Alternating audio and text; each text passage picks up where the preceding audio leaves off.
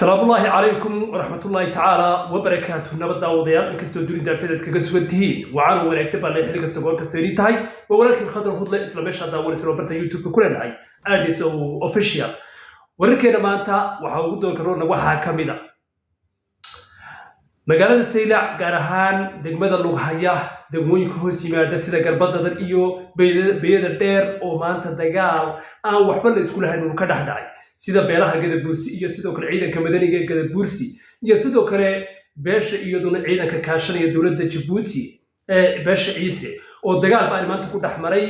Garbadada iyo agagaarka iyo tuulada degmada Lughaya warkaas rabaa asxaabta qaaliga inna wadaago iyo dhaawac iyo dhimasho meesha la sheegayo sidoo kale asxaabta qaaliga iyadoo la isku hanjabiyo la isku qaatay iyo waxyaalaha ka soo kordhaan rabay balse tan muuqaalka guriga waxa ka codsanaya channelka subscribe soo saarto sidoo kale muuqaalka aad la gareyso wixii aragti iyo barnaamijka ka qabtana committee goos noogu qor soo dhawaad marka la isku soo noqdo wacan la asxaabta qaaliga bal sida muuqaalka hore dhaca ku saartay ama tabletka waxa kamid ah soo wararku ay sheegayaan waxa maanta dagaal baan uu ku dhaxmaray mar kale degmada Lughaya sidoo kale Garbadada iyo sidoo kale Beeyada Dheer oo maanta ay weerar ku soo qaadeen beesha Ciise sidoo kale iyo ciidamo city ka socda halkaas dagaal ku dhaxmaray barnaamijka doonaya asxaabta qaliina wadaago bas markii ugu horeysa bal muuqaalka waxay la daawo culus ayaa saaka ka qarxay qaar kamid ah deegaanada hoostaga degmada Garbadada deegaankaasi waxa uu ahaa deegaanka Beeyada Dheer dagaalkanina waxa uu dhaxeeyay dadka deegaanka iyo qaar kamid ah maleeshiya beeleedka beesha Ciise dagaalkan ayaa waxa uu bilowday saaka 7 subaxnimo ilaa ay haddana uu socdaa sida ay xaqiijiyeen qaar kamid ah goob joogayaal inay jiraan dhimasho iyo dhaawac warar kale oo soo gaaraya ayaa iyaguna tibaaxaya inay qaar kamid ah deegaanada hoostaga degmada Lughaya ay ka jiraan dagaalo maleeshiya beeleedkani ka dagaalamaya deegaanadani ayaa waxay hore uga dagaalamayeen deegaano hoos yimaada degmada Saylac daawada waxa xusuud mudan in maleeshiya beeleedkani ay ka soo gudbeen xuduudda Jamhuuriyadda Soomaaliland ay la leedahay dalalka Itoobiya iyo dalka Djibouti hadaba daawada wixii wararada ka soo kordha dagaaladaasi kala socotay fiishka caalamiga halla adiga rabbiga rasaas ka bariyay ku raaxaysan riinkaara waa soo dhawaada Gadabuurso meel ka soo joogtaan dagaalka saa ka dhacay man xoga muhiim idinka siinaya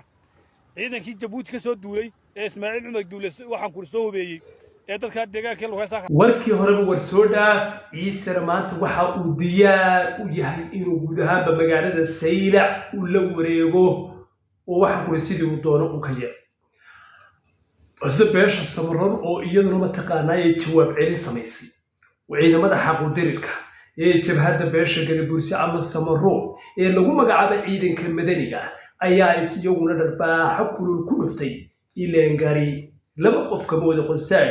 gardarana aday kugu noqotay sidoo kale waxa iyaguna asxaabta qaaliga sad arkaysaan muuqaalka